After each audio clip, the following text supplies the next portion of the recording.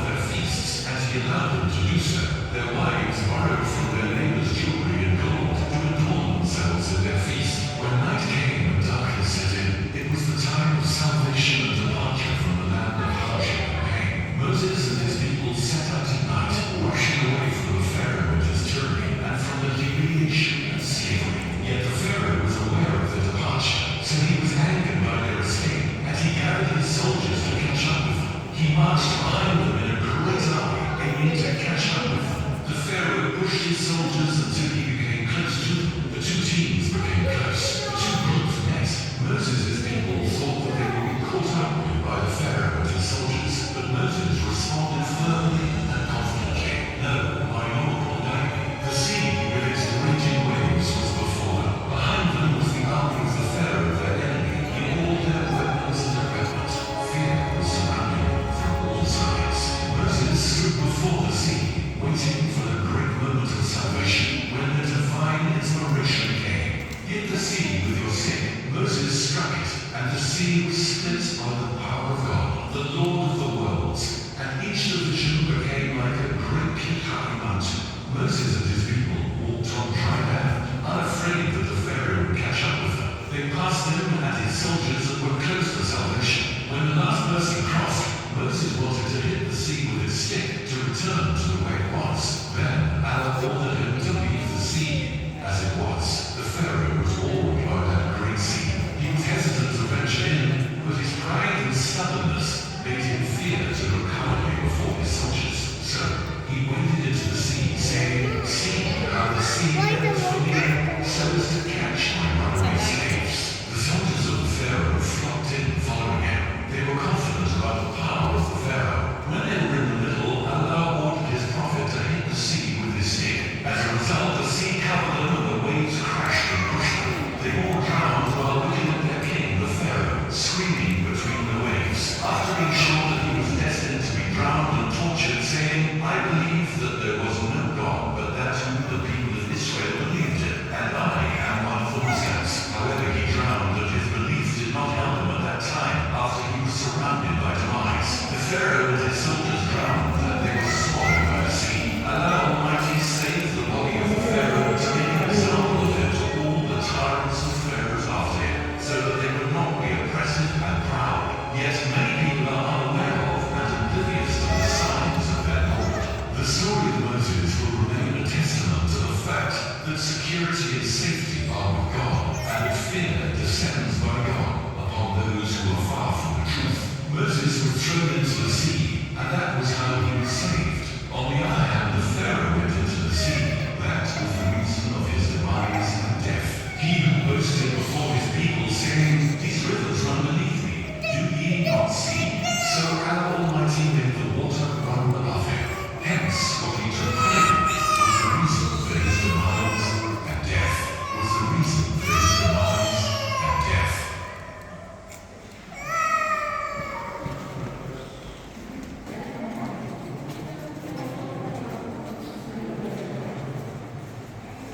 He believed in him.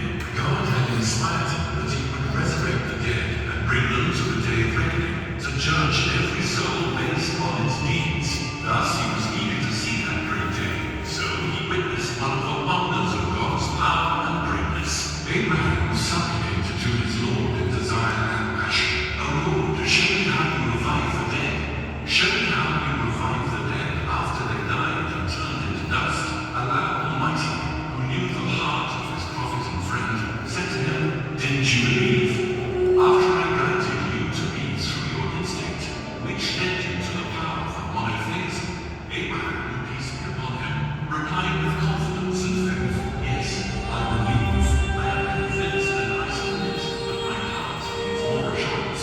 Allah Almighty wanted to reassure the heart of his prophet and show him how he resurrected the dead and restored the soul, so that life would return once more to the dead body. So Allah Almighty ordered him to take 4 of any types of birds that he wished, then slaughter them and cut them, disperse their parts on different mountains, and then call them by their names. When the Holy Prophet called them, he saw the power of Allah Almighty in the assembling of the 12 parts together. The birds came to Abraham flying, fully intact, as if they had not died, and as if they had not been slaughtered, torn, or dispersed. The Prophet of Allah, Abraham, peace be upon him, saw how the birds returned to him, and how Allah Almighty recreated them, for he created them the first time by his power. Similarly, Allah Almighty will return the creation to life in the manner he created them the first time. The heart of Abraham, peace be upon him, was reassured, and he saw the power of Allah Almighty by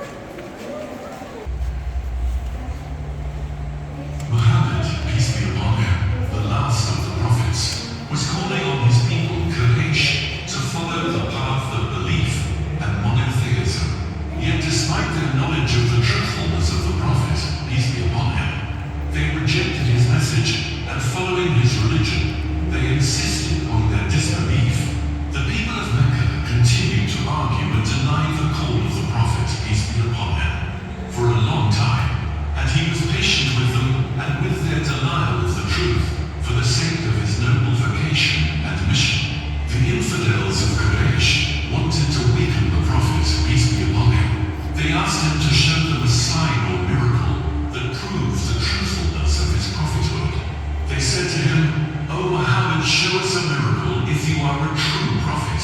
The prophet, peace be upon him, said to them, would you believe if I did it? They answered, yes, thinking that the prophet, peace be upon him, would be unable to answer their request. The prophet, peace be upon him, asked his Lord to answer his prayer and grant what they wished. Out of his desire for his people to believe and be guided, Allah Almighty gave them one of the most wondrous and visible miracles of the universe. The moon was split into two halves as it was full, and each half hid behind a mountain. And the prophet, peace be upon him, called his people to witness that miracle and believe in him as they promised. Nevertheless, they insisted on their disbelief and evaded their promise. They rejected faith and accused him of witchcraft. They said, Muhammad charmed our eyes. What we have seen is pure magic. But if you have charmed us, you will not charm all the people. Let us see what the travelers say.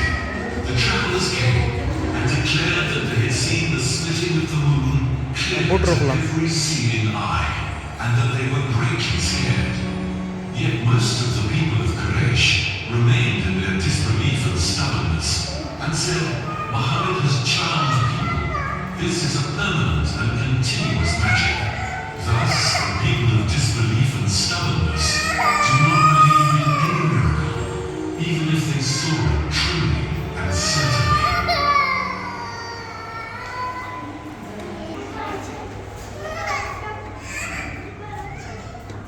Story Muhammad.